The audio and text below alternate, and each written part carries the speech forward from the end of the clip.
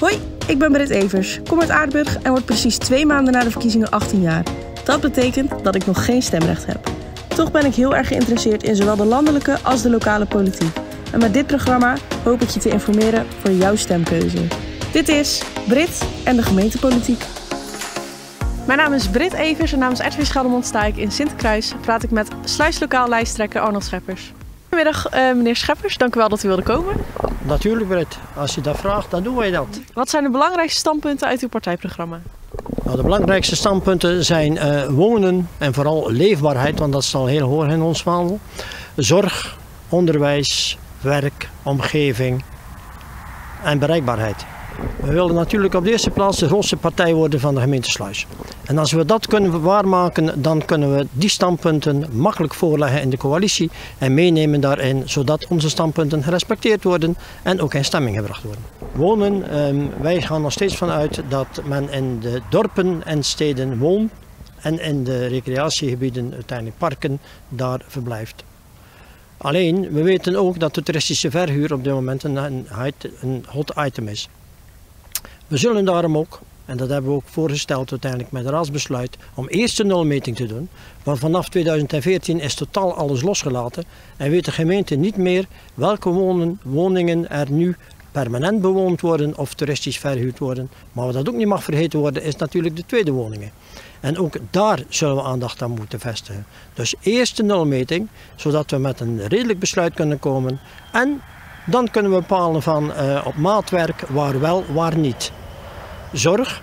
We hebben net Vitaal Zeeuws-Vlaanderen gehad. Nou, op zich een goed plan. Ik denk ook dat het een plan is wat uitgevoerd zou kunnen worden. Mits, en daar kom ik dan, het masterplan eerst gemaakt is. En de 3 situaties, zoals verduurzamen van de huidige gebouwen, nieuwbouw, verplaatsing en eventueel de eigenaren van vastgoed erbij betrekken. Onderwijs. Ja, onderwijs is natuurlijk heel belangrijk, vooral redelijk op afstand en het kind moet centraal staan. Niet alleen het geld en de middelen, maar het kind. En we hopen dat vooral voor het voortgezet onderwijs dat het Sven College zeker blijft bestaan. Wat kan sluislokaal betekenen voor de jongeren binnen deze gemeente?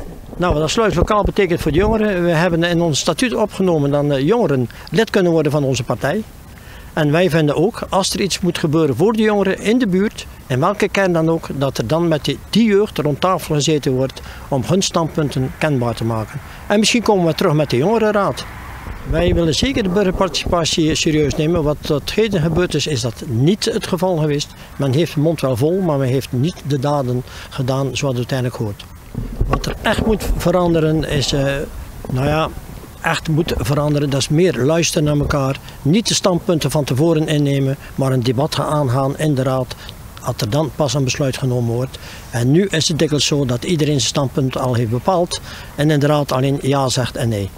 Nou, wat ik over sluislokaal wil zeggen, ik zou zeggen, kom op, 16 maart, gaat allemaal stemmen.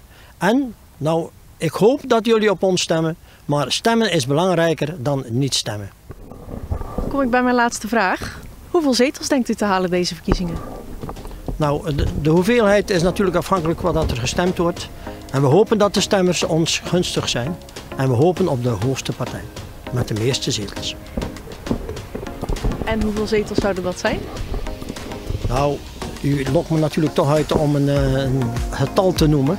En wij gaan uit van 6. Dank u wel.